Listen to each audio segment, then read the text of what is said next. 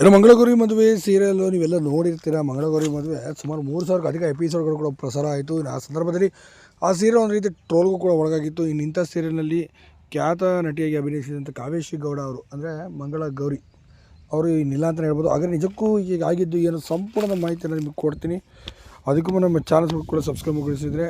ಇನ್ನು ಕಾವೇಶಿ ಗೌಡ ಅಂದರೆ ಅಲಿಯಾಸ್ ಮಂಗಳಗೌರಿಯವರು ಈಗ ಮಂಗಳಗೌರಿ ಸೀರಿಯಲ್ ಆದ ನಂತರ ಬೇರೆ ಸಿನಿಮಾ ಮತ್ತು ಸೀರಿಯಲ್ ಬರ್ತಾರೆ ಅಂತ ಹೇಳಲಾಗಿತ್ತು ಹಾಗೂ ಅಂದಾಜಿಸಲಾಗಿತ್ತು. ಇಷ್ಟಾದರೂ ಕೂಡ ಅವರೆಲ್ಲೂ ಕೂಡ ಬರೋದು ಕಾಣಿಸ್ಕೊಳ್ಳೋದು ಏನು ಅಂತ ಏನು ಕಾಣಲಿಲ್ಲ. ಈ ಕಾರಣದಿಂದಾಗಿ ಬಹುತೇಕ ಮಂಗಳಗೌರಿಯವರು ಇನ್ನಿಲ್ಲ ಅಂತಲೇ ಕೂಡ ಹೇಳ್ತಿದ್ದಾರೆ ಈಗ ಸಾಕಷ್ಟು ಜನ. ಏಕೆಂದರೆ ಈಗಾಗಲೇ ಅವ್ರ ಮದುವೆನೂ ಕೂಡ ಫಿಕ್ಸ್ ಆಗಿದೆ. ಈಗ ಸದ್ಯ ಮದುವೆ ಆಗ್ತಾರೆ. ಗಂಡು ಕೂಡ ಲಂಡನ್ನೇ ಆಗಿದ್ದಾನೆ, ಫಾರಿನ್ ಹುಡುಗನಿಗೆ ಮದುವೆ ಆಗ್ತಿದ್ದಾರೆ.